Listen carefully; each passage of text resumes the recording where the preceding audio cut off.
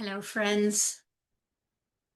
I want to talk some more about the matrix today because it can be very confusing when you try to wake up out of the matrix. There seems to be a lot of engaging with it in order to get out of it. And it's a backwards thing because the matrix is where awakening is not. The matrix is like the dream. And of course, we want to improve the dream and make it better and bring more love into it. Absolutely nothing wrong with that. But as long as we are not aware that it is a dream, a matrix, an illusion, and we keep feeding it, we are feeding it. We're keeping it alive, and it's kind of takes some switch in the brain because every single cell of us is programmed to engage in the matrix because every single cell of us is the matrix projected out as a body, as a world. I'm not going to try and sound like, I got this or this is easy. This is the work that we really need to engage in, even while we may want to try and improve the world. I don't think it's wrong at all. I like a better world. If something is not working in my life, I want to improve it. And, if my garden is not doing well, I want to improve the soil or whatever it is. So that's not what I'm talking about. But if you are trying to change the world into an awakened world where there is liberty and freedom, you're trying it in the wrong direction because that does not exist here, if that makes sense. When you think about it, it is obvious when you realize this is a dream, this is a matrix. So the only way to change it, of course, is to wake up from it. But if you're trying to evade the matrix, engage in it, you are literally feeding it, you're giving it the energy that it needs, and it's not going to work. So if you want to wake up and out of the matrix, you cannot engage with it. You cannot engage with an illusion if you want to realize that it is an illusion, right?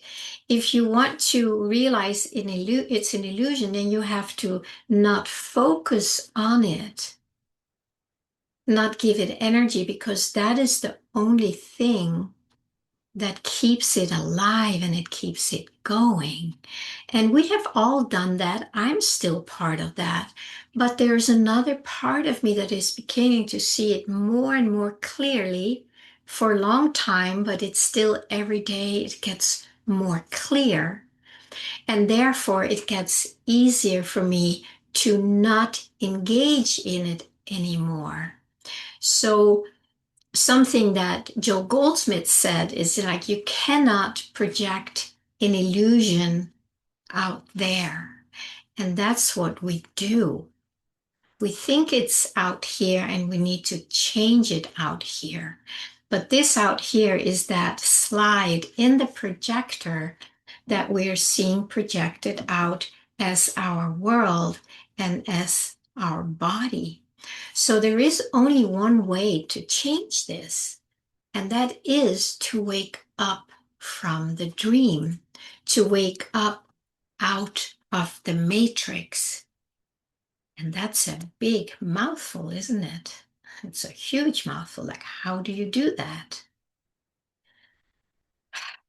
step by step, unless you have one of these big bang awakenings that happen to people where they're just totally out of it.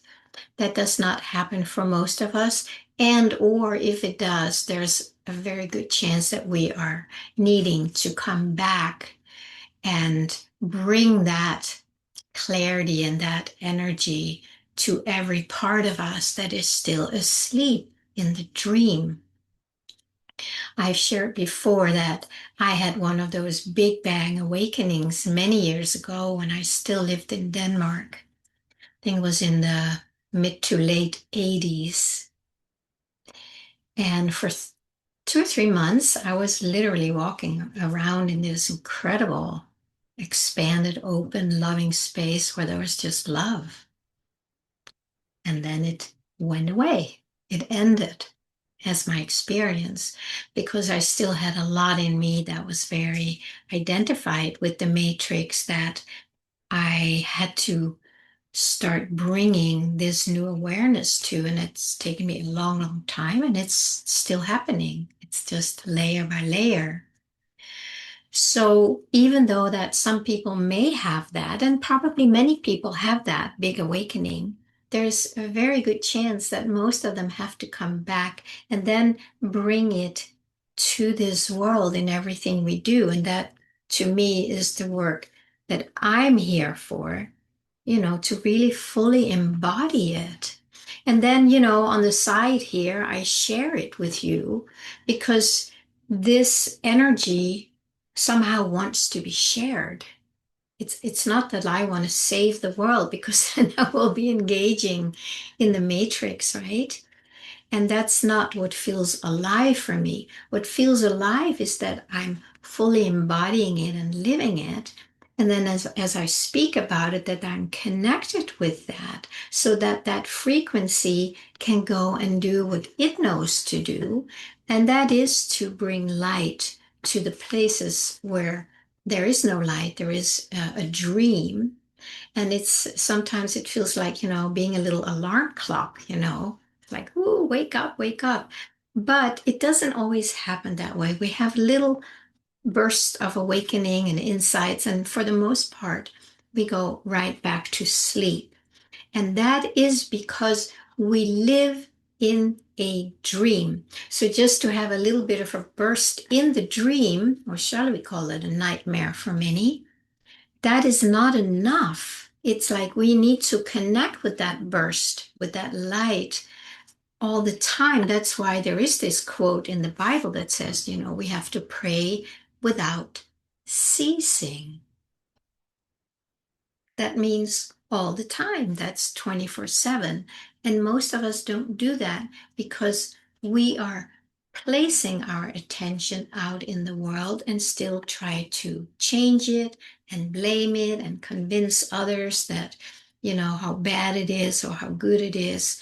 Whatever we do, it doesn't matter. It's all engaging in the matrix. And the matrix is not the truth of our being. So trying to live fully liberated in this world, I don't even know if it is possible because there is still so much heaviness here, so much density, and we keep getting pulled in because we have to engage with it, right? Every part of our life is somehow intertwined with the matrix, so we can't just get out of it. Some people do, they leave it behind and they go live somewhere in the boonies, off grid, growing their own food. I think it's fantastic. But if we are not, then we're trying to avoid it, which is fair enough. I mean, I understand all that, and I can totally resonate with it on many levels. And but the work I think that is most important for all of us is to do whatever we can to wake up from this dream or, come out of this matrix, man-made mind matrix is what I call it. And my way has been to not engaging in it whenever I can. For instance, if people are all upset about what's going on in the world and they have discussions about it, I say very, very little because I know it's matrix conversations trying to convince others, that they're right about what they're seeing, what they're hearing. But a lot of the things we're seeing and hearing are lies because the matrix is built on a lie. It's one big lie. And all these lies is what's being programmed into our mind. And that's where we receive them. And then we believe them. And then we share it with others or bring it out into the world. But we forget this place inside of truth of who we are, which is a very different frequency. Like density is very heavy and dark, compressed, whereas the light is like an expansion of love. And that in itself will dissolve the illusion. Like when you realize that it's not real, then you don't want to engage in it anymore. And that's why I think it is important part of our spiritual journey, not as a bypass, but start realizing what we are really dealing with. And again, I've shared this before. One of Joe Goldsmith's little stories is like when you are driving in the desert, and way down there, you see it looks like there's water in the desert, right? It's an illusion. We do not stop our car, get our buckets out, and go out there and start scooping the water off the road. We just keep driving because we know it is an illusion. So that is kind of one approach to deal with the world when we can. Again, I'm not talking about bypassing at all. It's really feeling into it. How can I not engage with this right now? There are things where you don't have a choice. You'll get in big trouble if you do. Some people do that anyway. Some get in big trouble, and some do it anyway and they don't get in trouble. So I think it's so important that we really learn to listen to our deeper truth, to our heart, and coming to a place where, I mean, you can say if people are, getting into discussions about what's going on, you can certainly say, I don't enjoy these conversations anymore, or I choose not to engage in these conversations because there's something else going on. I'm beginning to see through the whole thing, and I really don't want to feed it. Right. So that would be one simple way. And then there's all the things because it's an inner process, okay? It's not the outer. You might change the things in the outer, you may have to, but let it come from within, where you realize that you have been playing a role, as whatever you work or whatever it is, and you have identified with that and everything that goes with that. I have to be successful, I have to get up in ranks, I have to make more money. That's all matrix. Doesn't get you anywhere. Well, if you want to make a lot of money, do it, but do it from a different place. Don't think that you have to do all these things to be successful, peaceful, happy. That is part of the matrix. And I would say those are the identities that we need to take a look at in ourselves. And every time we feel like a contraction, of believing that this is who I am, and if I don't do this, this, and the other, my whole identity is gonna fall away. And I'm so attached to my identity that I don't want to let it go. That's very much matrix, as I'm sure you can understand when I say that. And if you are trying to convince others, to see things your way, what's that? Is that coming from peace, from love, from oneness? Right? It comes like, I know better.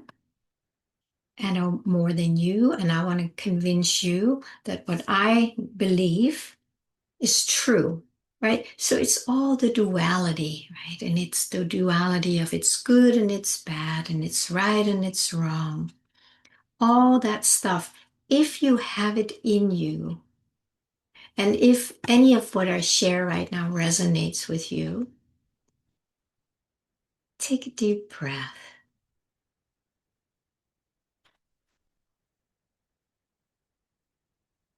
and just let yourself see it for a moment.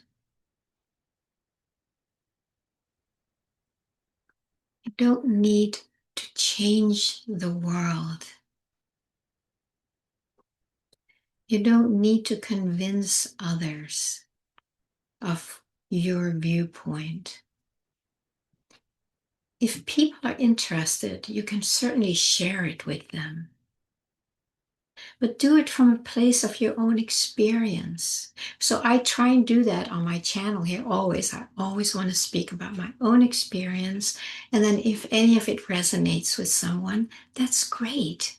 But I'm not trying to convince you that what I experience is right, because we all have our own unique experiences, because this is the matrix where we can do anything we want.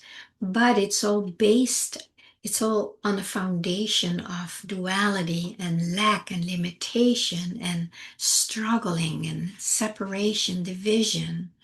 So we can engage in that if we want to, but I'm just putting it out there right now that if you want to wake up out of the matrix, out of the illusion or the dream, you have to stop engaging in it wherever you can.